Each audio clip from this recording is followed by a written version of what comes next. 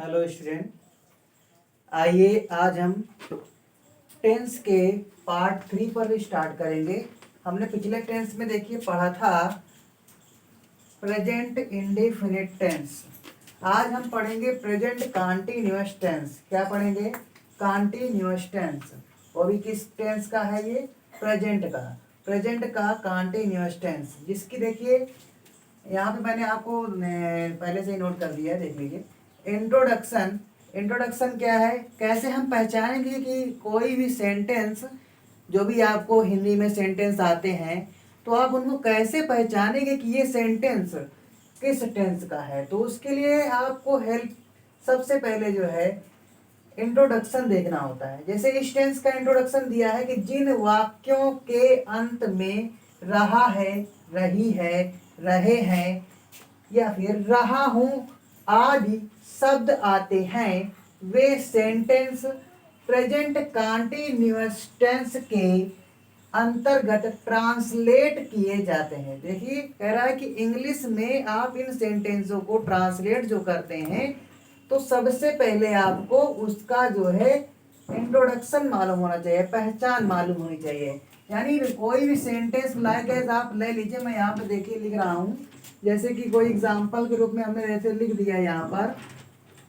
कि वह चाय पी रहा है।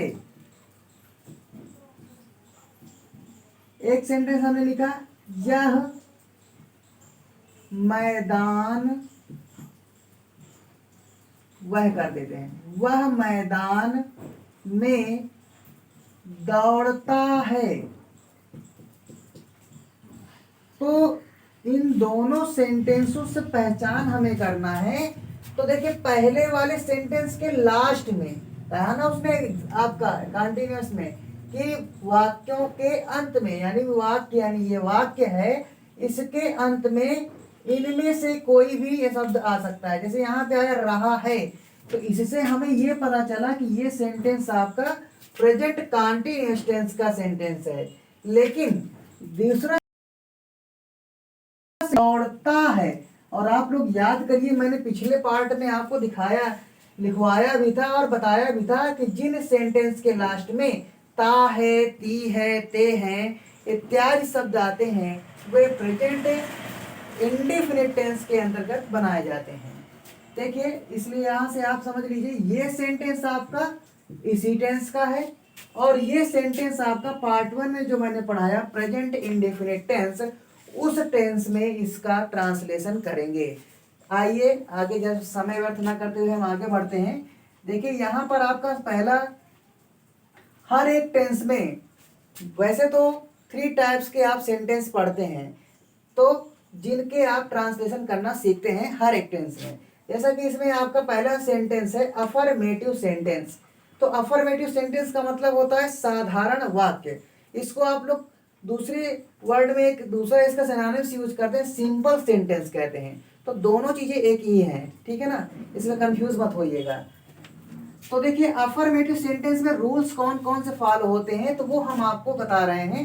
देखिए रूल नंबर 1 कह रहा है सभी singular subject he, she, it और नेम, यानी सिंगुलर सब्जेक्ट में आपका ही आता है, सी आता है, इट आता है।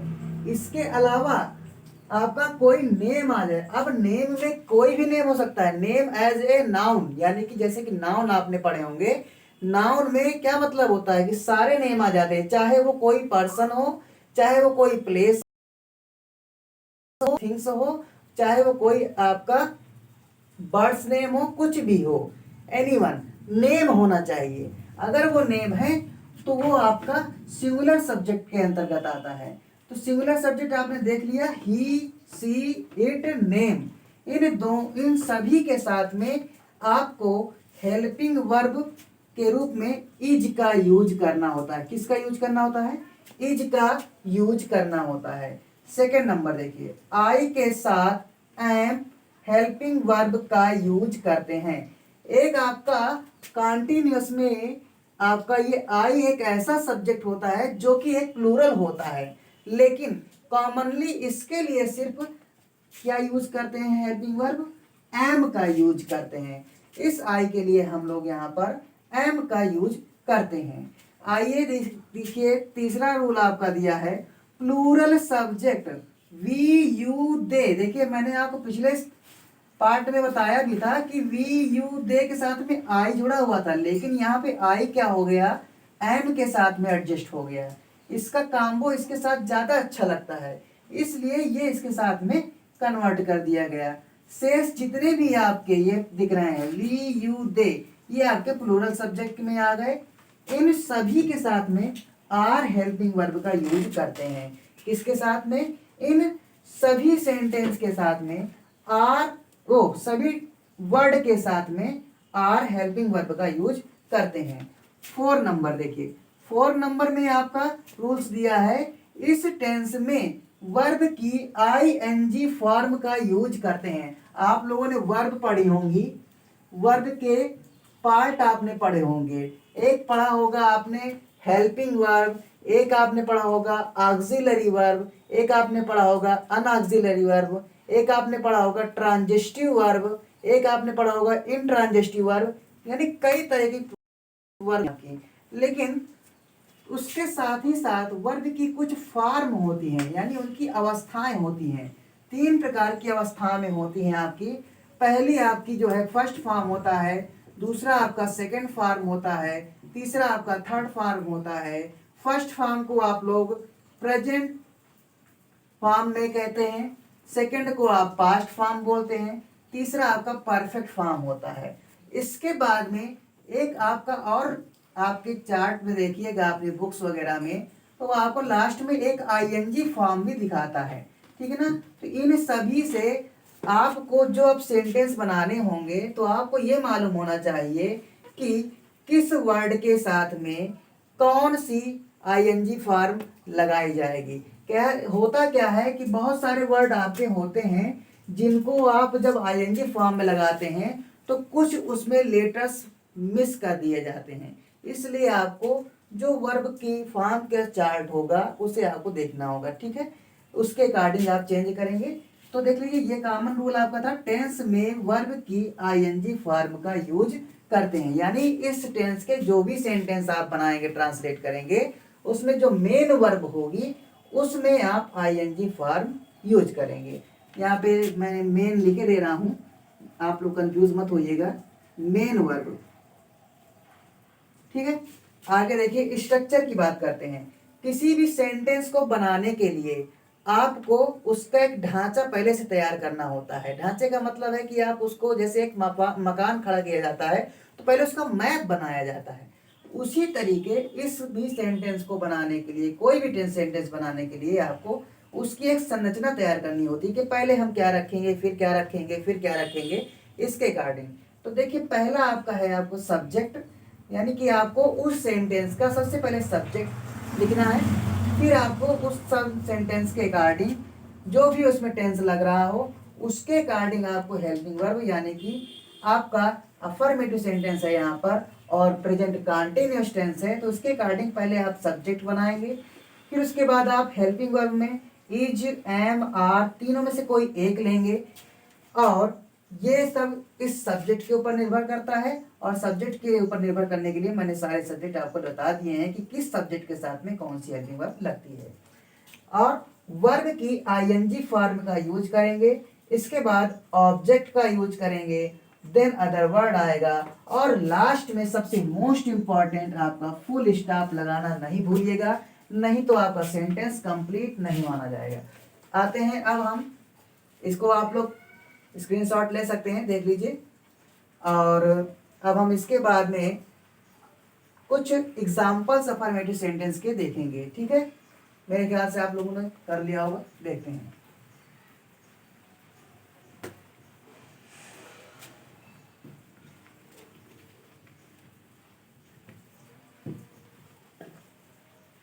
देखिए सबसे पहले मैं इसी सेंटेंस को उठाता हूं जो आपका पहले एग्जाम्पल के रूप में लिया था। मैंने लिया था वह चाय पी रहा है।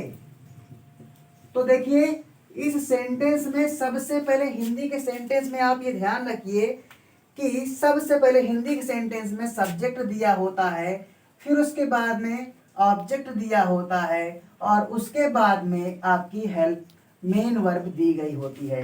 किसी भी हिंदी का सेंटेंस आप उठाएंगे, सिंपल सेंटेंस होगा तो सबसे पहले उसका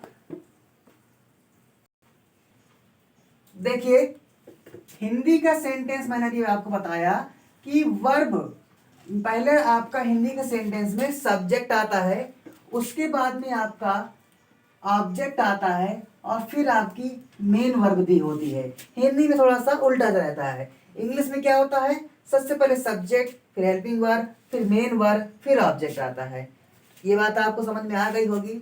अब हम इस सेंटेंस के अकॉर्डिंग देखेंगे, जब हम किसी भी सेंटेंस से यह प्रश्न करेंगे कि कौन कार्य कर रहा है, यानी कि कौन चाय पी रहा है, तो आपको उसका सब्जेक्ट पता चल जाएगा। तो जब आपको सब्जेक्ट पता चल गया तो यानी यहाँ पर सब्जेक्ट क्या है, वह चाय पी रहा है। कौन चाय पी रहा है, तो वह चाय पी रहा है। तो वह के लिए हम यहाँ पर इसकी सब्जेक्ट को चेंज करेंगे। तो देखिए, वह है कौन सा, ही है कि सी है, पी रहा है, यानी पता चल रहा है कि कोई जेंट्स पर्सन है, इसलिए आपको यहाँ पे ही लगाना है।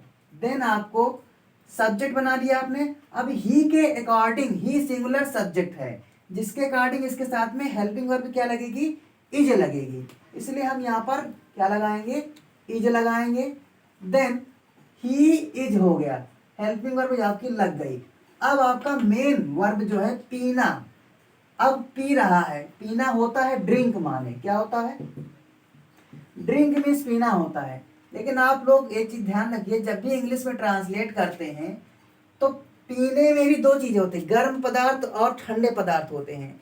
तो जैसे कि कहीं पे आप कोल्ड ड्रिंक ले रहे हैं तो आप उसके लिए पीने के लिए ड्रिंक का यूज करते हैं। लेकिन अगर कोई गर्म चीज आप ले रहे हैं तो वहां पर आप ड्रिंक नहीं लेते हैं, वहां पर आपको टेक लेना होता है। क्या लेना होता है, टेक लेना होता है। अब आप देखिएगा, मैंने अभी आपको आईएनजी फॉर्म की एक बात बताई थी कि कुछ वर्ड्स ऐसे होते हैं जब उनको आप ट्रांसलेट करते हैं और उनका जब आईएनजी फॉर्म लेते हैं तो वहां पर कुछ लेटर्स आपके हट जाते हैं। जैसे यहाँ पे मैंने लिखा टेक, टेक मीन्स पी रहा है, यानी पीना होता है। तो हम यहाँ जब इसका आईएनजी फॉर्म बनाएंगे तो हम बनाएंगे TAKING, टेकिंग लिखेंगे, तो वहां पर आपका ई लेटर गायब हो जाएगा। तो देख लीजिए, इसको भी आप समझ लीजिएगा अच्छे से। तो ही इज टेकिंग, अब क्या टेकिंग कर रहा है, चाय, तो क्या हो जाएगा, he is taking the T, the T हो गया। इस तरीके से देखिए हमने सेंटेंस को ट्रांसलेट किया। आइए एक और सेंटेंस हम देखते हैं इसमें, जैसे कि आई वाला। पहले इसको रेस कर दें हम।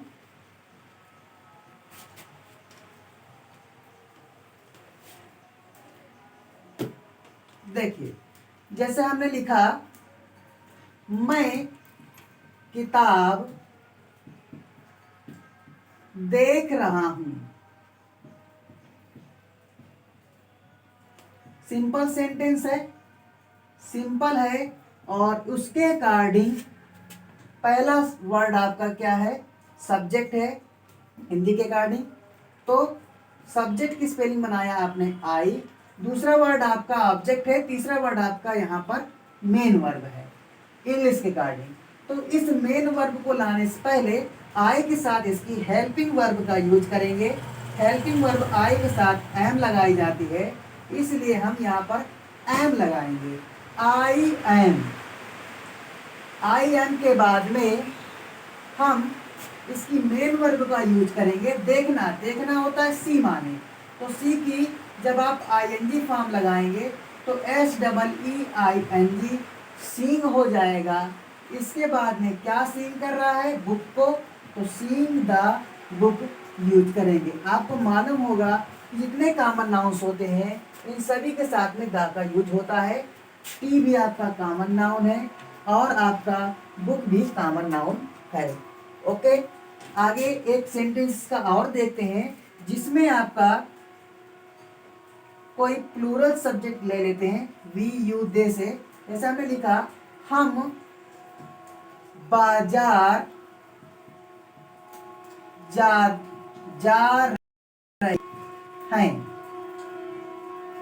मैं एकदम इजी एग्जाम्पल ले रहा हूं कि जिससे आपको आसानी से समझ में आ जाए।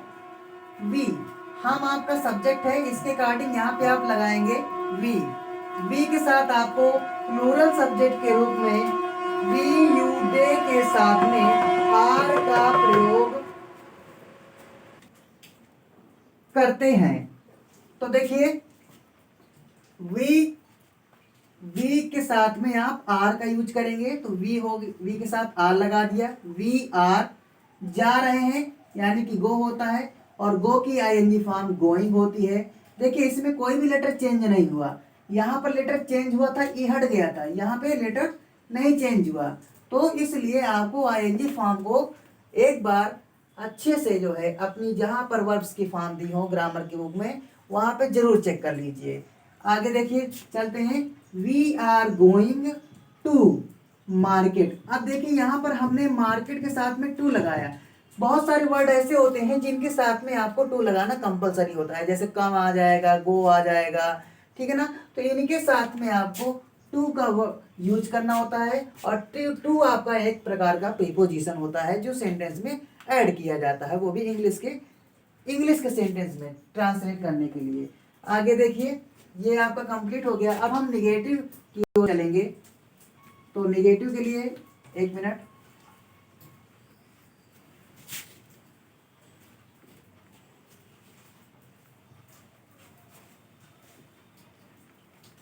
देखिए निगेटिव सेंटेंस के लिए हमें जो है सारे रूल्स जो हैं आपको अफर्मेटिव सेंटेंस के फॉलो करने हैं, लेकिन उनमें आपको जो है जो निगेटिव सेंटेंस में आपको अफर्मेटिव सेंटेंस के रूल फॉलो करने हैं, उन सभी में सिर्फ एक मात्र आपका अकेला रूल इसमें और ऐड हो जाएगा कि ऑल हेल्पिंग वर्ब जो होती हैं आपकी, ऑल हेल्पिंग वर्ब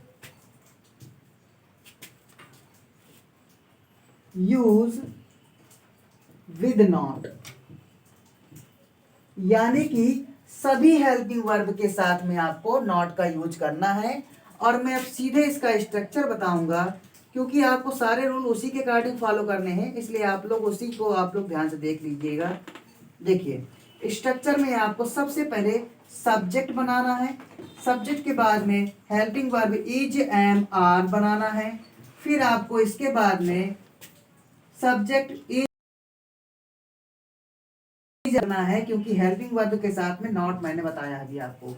तो subject is am are plus not plus main verb आपको जो यूज करनी है उसकी आईएनजी फॉर्म का यूज करना है, मेन वर्ब आईएनजी फॉर्म, और देन आपको ऑब्जेक्ट का यूज करना है, और देन आपको फुल स्टॉप नहीं भूलना है, वो लगाना कंपलसरी है। तो देख लीजिए ये आपका सेंटेंस है। इस नेगेटिव सेंटेंस में आपको हेल्पिंग वर्ब के साथ में नॉट का यूज करना होता है।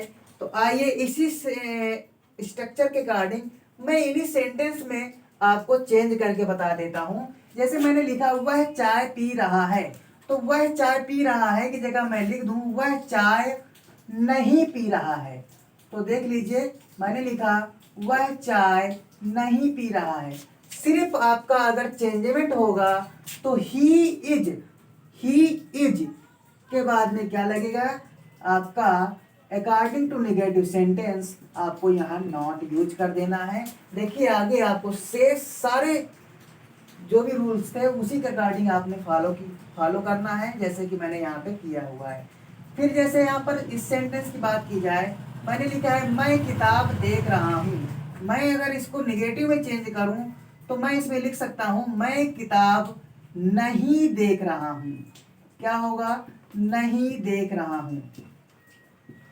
अब आई एम के बाद में आपको अकॉर्डिंग टू दिस स्ट्रक्चर आपको यहाँ पर एम के साथ में नॉट का यूज कर देना है, और सारा सेंटेंस देख लीजिए आप, पूरा का पूरा नेगेटिव सेंटेंस के अकॉर्डिंग ही कंप्लीट हो गया। आगे देखिए हम बाजार जा रहे हैं, तो क्या हो जाएगा हम बाजार नहीं जा रहे हैं अकॉर्डिंग टू नेगेटिव सेंटेंस। और उसके अकॉर्डिंग आपको इसका जब आप ट्रांसलेट करेंगे, देखिए रेज हो गया था, तो इसको अब मैं आपको पूरा बताऊंगा। हम के लिए आप वी लगाएंगे, सबसे पहले सब्जेक्ट होता है चूंकि। इसके बाद में आपको इस एम आर में से कोई एक लेना है।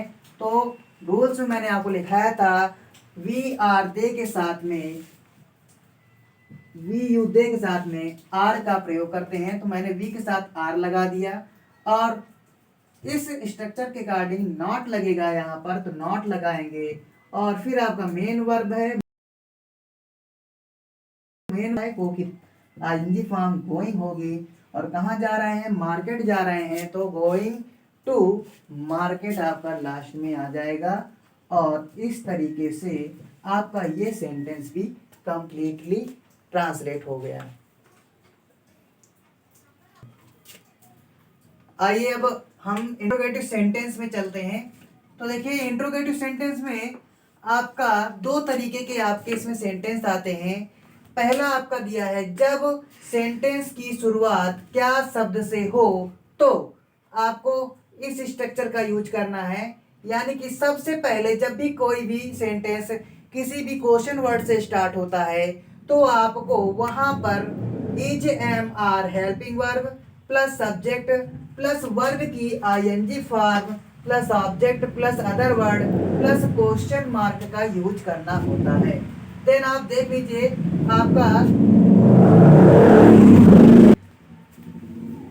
जब सेंटेंस के बीच में क्वेश्चन वर्ड आए तो आपको जो है क्वेश्चन वर्ड की स्पेलिंग सबसे पहले लगानी होती है।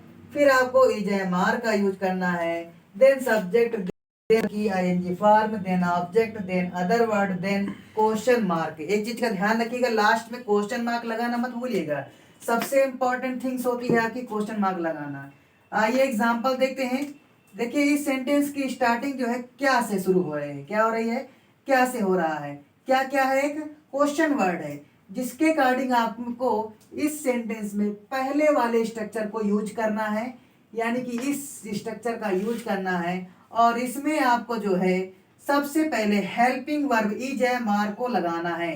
लेकिन आप ये लगाएंगे कैसे, आपको सबसे पहले सब्जेक्ट देखना है क्या है। सब्जेक्ट आपका दिया है यू सब्जेक्ट के साथ में आर का यूज करते हैं, इसलिए आर पहले लिखेंगे, देन यू लिखेंगे, देन आपकी मेन वर्ब की जो आईएनजी फॉर्म है उसको लगाएंगे, जा इसलिए गोइंग लिखेंगे, और टू लगाएंगे प्रीपोजिशन के लिए, और बाजार को बाद में नोट करेंगे यानी मार्केट के रूप में। और देखिए इस तरीके से आपका ये सेंटेंस कंप्लीट होता है। अगला सेंटेंस आपका है वह दुकान क्यों जा रहा है, क्यों जा रहा है, 1 मिनट थोड़ा मिस्टेक हो गई है, क्यों जा रहा है। तो देखिए इसमें आपको सबसे पहले जो है वह की स्पेलिंग नहीं बनानी है। सबसे पहले क्वेश्चन वर्ड देखिए बीचों बीच आया हुआ है, सेंटेंस के मध्य में आया है, इसलिए आपको सबसे पहले उसकी स्पेलिंग बनानी है। क्यों, क्यों को कहते हैं व्हाई, इसलिए पहले व्हाई लिखेंगे। और देन आपको जो है हेल्पिंग वर्ब लगानी है, हेल्पिंग वर्ब सब्जेक्ट के, तो देखिए वह के अकॉर्डिंग आपका जो है यहाँ पर वह दुकान क्यों जा रहा है, तो इसमें कुछ नहीं करना है। देखिए वह क्योंकि हमने स्पेलिंग बनानी व्हाई, और वह होता है कोई लड़का, इसलिए इसके लिए यहाँ पर हम यूज करते हैं ही का। और ही के अनुसार जो है आपको हेल्पिंग वर्ब में इज का प्रयोग करना है। व्हाई इज ही, जा रहा है इसलिए गोइंग टू शॉप। तो फ्रेंड्स मेरे ख्याल से मैं सोच रहा हूँ आप लोग को समझ में आ गया होगा। अब क्या हो, तो आपको समझ में आ गया होगा। तो इसमें आप ध्यान दीजिएगा, जितने भी मैंने आपको रूल्स बताए हैं इनको आप हो सके तो आप किसी कॉपी में नोट कर लीजिए, जिससे आपको आगे भी चल करके आसानी से ये समझ में आ जाएगा। देखिए अब मैं आपसे चाहूँगा कि आप लोग इसको पढ़ें, ध्यान से देखें, और आप जो पार्ट आना है उसको आप समझेंगे। और मैं चाहूँगा कि आप जो है अब मेरे इस चैनल को लाइक एंड सब्सक्राइब करें और ज़्यादा से ज़्यादा बढ़ाने की कोशिश करें। धन्यवाद।